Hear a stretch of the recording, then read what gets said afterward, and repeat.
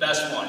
It's a challenge. So I'm with BeClose. We're a startup in Tyson's Corner here. And Doug mentioned that many of us are starting to solve really challenging problems. I think there's no more problem challenging in healthcare today. So let's get to it. It's actually a simple math problem for us. So if you look at part of what healthcare is really struggling with is costs and outcomes. And if you look at this chart of where costs happen in the continuum of age here, you can definitely see in the United States that as you get older, the costs climb nearly out of control. So the average cost of assisted living per year is about $41,700.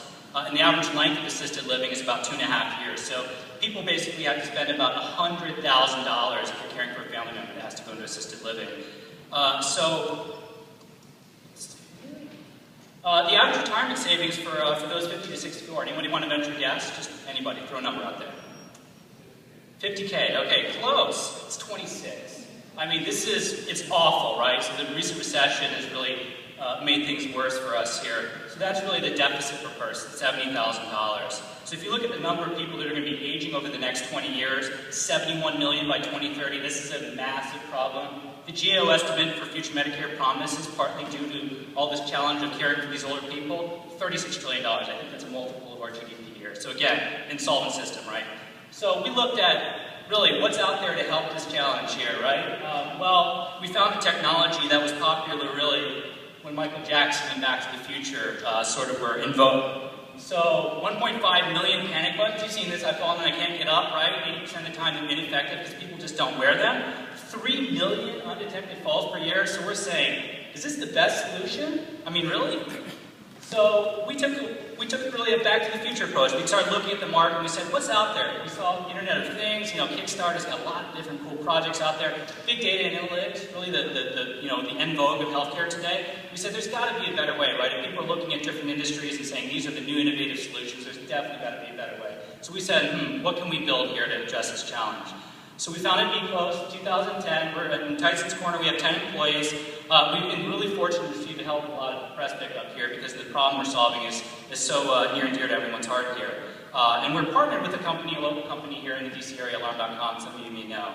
So BeClose in a nutshell, we put Internet of Things sensors in the house, right? So we're somewhat device agnostic, but everything from bed sensors to chair sensors, and also sensors they might be familiar with, motion sensors, door sensors, and we try to make sense of that data. So we push all that data. These are battery-powered sensors, peel and stick sort of thing.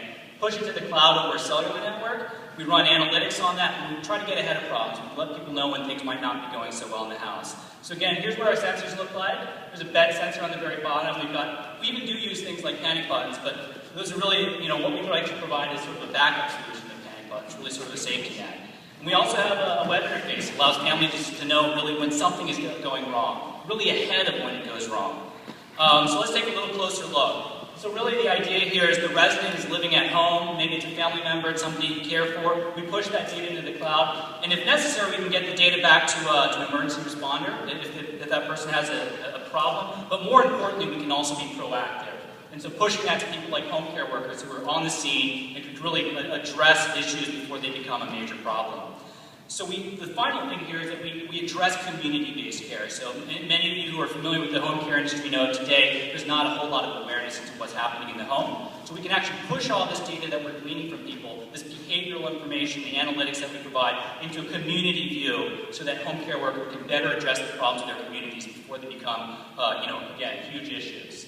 And so you can see one of the things that we provide, not only do we prioritize these events per person, but we allow these home care workers to follow up on the events and make sure that they're resolving them in a way that is meaningful to that patient. So if you're skeptical about this, well, we've actually gone and validated a model for you here. So we actually ran a model in New Brunswick, Canada, and you might say, why Canada? Well, they have a single payer provider system here, so public system is much easier to measure ROI. We were able to achieve a $1,200 monthly cost reduction using home care workers in addition to our monitoring technology. And many of our care professionals basically mentioned that this is a much more quick, much more efficient means of dealing with care at home. And so many of the family members also said they decided not to apply for nursing home beds for the individuals in this particular study. So that really gets us to the end solution here. So I'd love to chat with anybody who has any questions about us or who really could be of assistance to us. Appreciate your time. Thanks so much.